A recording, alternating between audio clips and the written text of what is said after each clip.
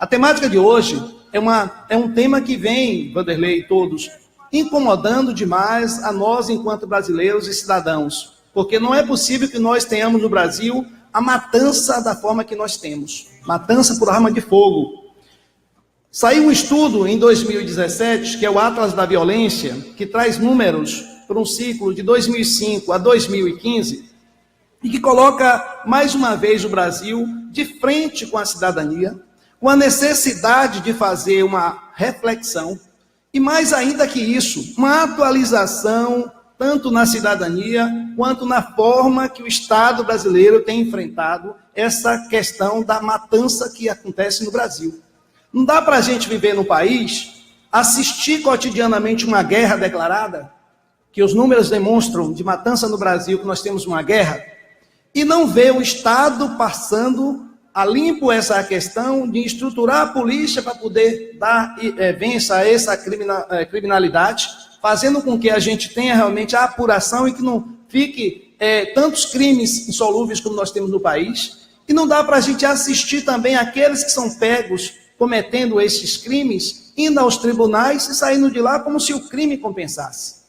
Não dá para a gente continuar assistindo, porque os números são alarmantes. Eu trago aqui um painel, rapidamente, e falando um pouco dos números que a gente tem neste país, em relação à violência urbana, especialmente a matança que acontece no país, é algo que a gente tem que realmente parar, avaliar e tem que tomar uma posição. Não dá para a gente continuar, como disse aqui, verificando que em 2015, sabe quantos brasileiros foram vitimados por arma de fogo no país de forma letal? Ou seja, foram matados, foram mortos.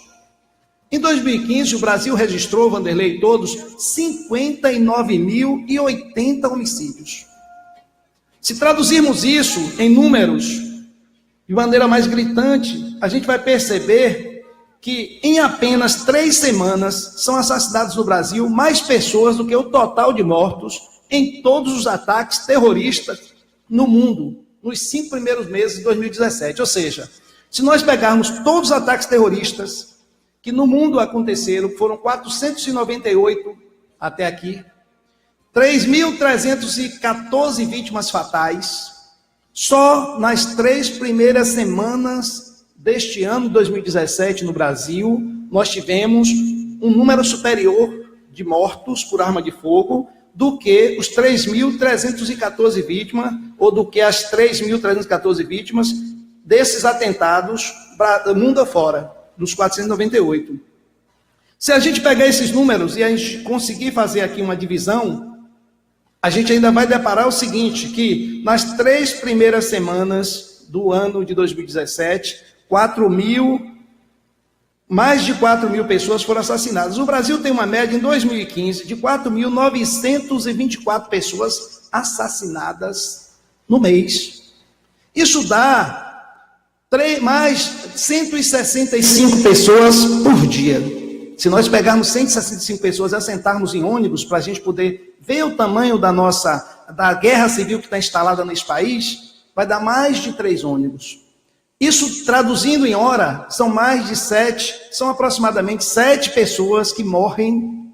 São 7 pessoas que morrem, que não têm aproximadamente vida humana. Então, 7 pessoas que morrem por hora no Brasil, por arma de fogo. E o que esses números mostram? Mostra o seguinte, que a cada 1% de aumento de armas no Brasil, há um correspondente aumento de 2% do número de vítimas. Nós temos um país que precisa de uma legislação mais forte, para punir aqueles que cometem esse tipo de atitude contra a vida humana. 28,9% a cada 100 mil habitantes em 2015 foram vítimas de arma de fogo no país.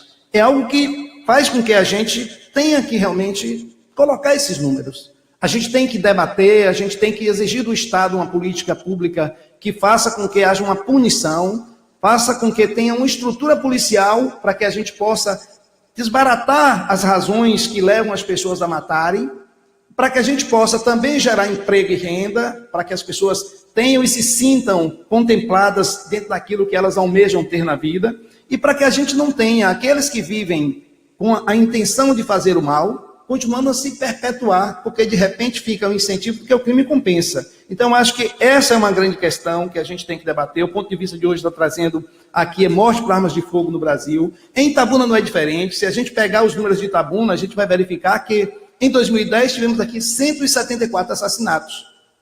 Em 2014, 186. Em 2015, 125. Houve uma pequena redução de um ano para o outro. Em 2016, eu não tenho o número aqui oficial, porque o Atlas diz que em 2017 o estudo baseia até 2015. Mas em 2016, esse número aqui diante do Atlas é esse oficial, nós tivemos em Itabuna 145 assassinatos. Em 2017, já estamos batendo aí próximo dos 90 assassinatos. Então é algo que a gente tem que realmente debruçar sobre essa pauta da violência, tanto em nível local, quanto em nível Brasil. Não dá para a gente continuar vivenciando e, entre aspas, se acostumando, porque chegou a um ponto de que não mais nos assusta essa questão das mortes que acontecem na cidade, que acontecem no país. Nós não podemos conviver passivamente com isso. Nós não podemos aceitar que isso seja algo que a gente cotidianamente conviva. Isso é ruim para a imagem nossa de cidadão, é ruim para a nossa imagem enquanto morador do Brasil, morador de Itabuna. Isso é péssimo para os nossos filhos. Isso é algo que nos tranca em casa, porque eu costumo dizer que o tiro que mata um bandido também vitima um homem de bem, porque o homem de bem, a partir desse ambiente, fica preso em casa. E um detalhe importante para a gente poder, dentro desses números, observar, é o ranking das balas perdidas também. Eu vim saber, e aí eu confesso que não tinha observado, que a gravidade desse fato no país, que no ranking internacional mostrou que das 741 ocorrências envolvendo balas perdidas na América Latina e Caribe, 197 foram no Brasil. E isso resultou em 98 mortos e 115 feridos. O Brasil também é primeiro lugar, e o México é segundo lugar, na América Latina e no Caribe, em relação a essa questão da bala perdida. Então a gente tem que ter uma posição do Estado brasileiro para a gente cessar essa guerra que está instalada e para que a gente possa realmente, enquanto cidadão, viver e conviver de maneira mais harmoniosa com os seus semelhantes.